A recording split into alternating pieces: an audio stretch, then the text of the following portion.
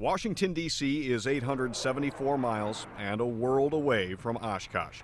Ron Johnson has found that out in his first year in the U.S. Senate. My old life is gone. The former #1 guy at a plastics company is now one of 100 senators. Do you solemnly swear to... It's been almost a year since his swearing in, and his days are now filled with an endless schedule of meetings and hearings on Capitol Hill.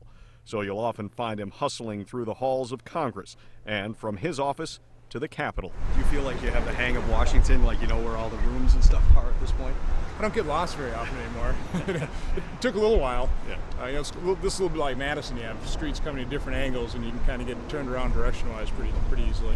His political direction has never wavered. Just the size of government. That's the problem. We first met Ron Johnson at a Tea Party rally, where the seeds of a political career were sown in a single statement. For a liberal, political office is a lifelong ambition. A true conservative seeks public office as an act of service, and only when duty calls. A month later, he joined the race for the U.S. Senate. That is why I've decided to run. Against three-term incumbent and political powerhouse, Russ Feingold. It's tied exactly at 48. The two waged a spirited campaign. Mr. Johnson says we should have just passed individual bills. Johnson won, riding a red wave to Washington. Since that astonishing victory in November of 2010, Ron Johnson has been on a mission to shrink the size of the federal government by slashing spending and reducing regulations. He blames what he calls the federal filter for straining the economy. We are taking 25% of what goods and services, the money generated through the American economy, and we're filtering it through Washington. And in some way, shape, or form, it's going through some government program or paying for some government agency. 25 cents of every dollar. After a few quiet months in D.C., Johnson made his presence known with a surprise statement that echoed across Capitol Hill. I will begin to withhold my consent. Earlier this summer, you made headlines when you stood up on the floor of the Senate and threatened to withhold your consent. A lot of people don't realize that almost all the business in the Senate is done by something called unanimous consent.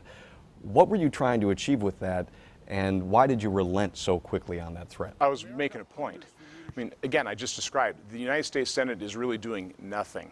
So I could have continued to filibuster and shut down the Senate, but it wouldn't have had any effect because the Senate has basically been shut down for 7 months already. But you did realize the power of one senator. A lot of people compared that to a kind of Mr. Smith goes to Washington kind of one-man protest against the system. What one senator can do is communicate with the American people, the voters back here in Wisconsin, in terms of what is happening and what isn't happening. A couple of months later, Johnson says he now knows how difficult the system is to change. He's calling for Congress to do business in the open, but he knows most of it is done in the dark corners the public never sees. We have this idea that there's the smoke-filled back room or senators talking over a steak dinner or something like that.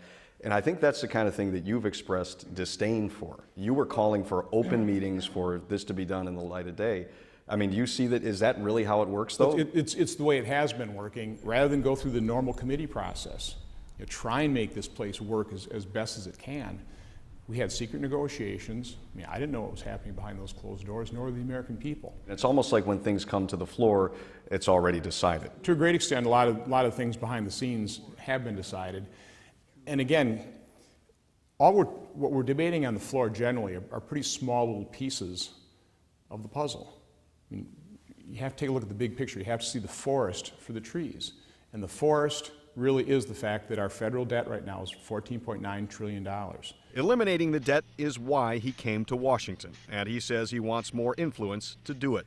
He's the first member of the 2010 freshman class to run for a leadership position, vice chair of the Senate Republican Conference. If he were to win, he would be the Senate's 5th-ranking Republican. I didn't come here to sit back and wait for my seniority to build to the point where I could have maximum effectiveness, and this is one way I think I can make an impact sooner rather than later. And again, our nation doesn't have a whole lot of time to wait here on this financial situation.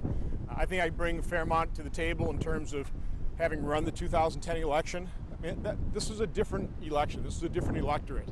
And I think it's important to have somebody who went through that process at the leadership table. He is one of the emboldened conservative combatants in a hyper-partisan Capitol, a battleground where Democrats and Republicans rarely see eye to eye these days. We're pretty much in a stalemate situation here. It's checkmate. And it's very difficult to get anything done. The partisan political pot was set to boiling when Johnson arrived. It bubbled over during the summer debt ceiling debate. Despite warnings that the country could default on its debts, Johnson voted against raising the ceiling. At the end of the day, was all the posturing worth it, and how did it help improve business conditions or the overall economy? It hasn't helped. But the only good thing you can say about the whole debt ceiling debate is it raised the issue in the consciousness of the American public so that people start understanding, hey, we got a problem here. I'm willing to work with anybody, and I mean that, anybody, who is willing to seriously sit down and address these issues. Your vote on the debt ceiling bill, though, would indicate that you weren't willing to budge, and that contradicts what you're saying about being able to work and compromise, doesn't it? Listen, I voted against the debt ceiling agreement because it didn't do anything. But as a senator from what has been described as a perfectly purple state, don't you have an obligation to find some compromise in the middle rather than just be the party of no, as the Republicans have been accused of? My obligation is to communicate how urgent, how dire our financial situation is to the voters of Wisconsin and America. You know, the only promise, Mike, I ever made during the campaign was I would never vote with my reelection in mind. I don't worry about that. What I'm worried about is the bankrupting of this nation. Johnson says his goal is to repeal every policy passed under President Obama. The world does look to the U.S. for leadership, and we're providing not very good leadership at this point in time. You're making the case that President Obama is ill-equipped to deal with our economic problems. Why is that? He has absolutely no experience in the private sector at all. But the title is President of the United States, not CEO of America Industries. The main goal of a corporation is to make a profit. A nation has many goals, not the least of which is to ensure the well-being of all of its citizens. The number one priority of federal government really is the national defense, protecting our system, our economic system. Johnson, the former accountant, says that system is imperiled by an out-of-control deficit and a sky-high debt. He is working in ways large and small to get the nation's fiscal house in order.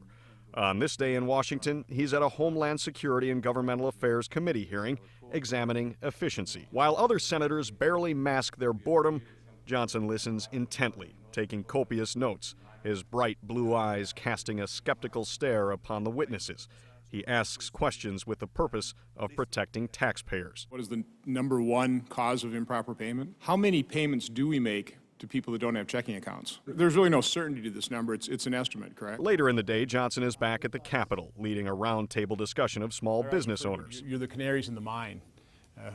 There's no way in a $3.6 trillion a year enterprise that 535 members of Congress and their staff can even begin to realize the harm that government is causing to our private sector. He says government regulations are stifling private businesses, and he's introduced legislation to repeal regulations. You've put forth one piece of legislation so far in your time in the Senate, I think it's the Regulation Moratorium and Job Creation Bill. Jobs Preservation Act, Jobs right. Preservation Act. Yeah, right at this point, we're trying to preserve jobs. In essence, what that bill would do is erase legislation. What that piece of legislation would do is it would just halt the creation of new rules and regulations until unemployment falls below the level it was when President Obama took office. Late in the afternoon, Johnson is back at work in a sparsely decorated office. One item stands out, a glittering reminder of his ideals, a statue of Atlas holding up the world, saying, "Fight to be free." It's a reference to the book Atlas Shrugged by conservative author Ayn Rand, whose philosophy holds that capitalism is the only way to protect individual rights. Ayn Rand's book Atlas Shrugged, it's obviously a fictionalized account of what happens when government begins to grow, starts crowding out the private sector, starts removing our freedoms. And in the end, I think this is a fundamental fight for freedom that we're engaged in here. Senator Johnson says he's fighting for his country, but in many ways, he's fighting against his government. It's a battle he's waging in Washington, a world away from Wisconsin. I just want people to think about what was the main premise of the founding of our nation. Our founding fathers came from dictatorial monarchies. They and their ancestors. They understood the government was something to fear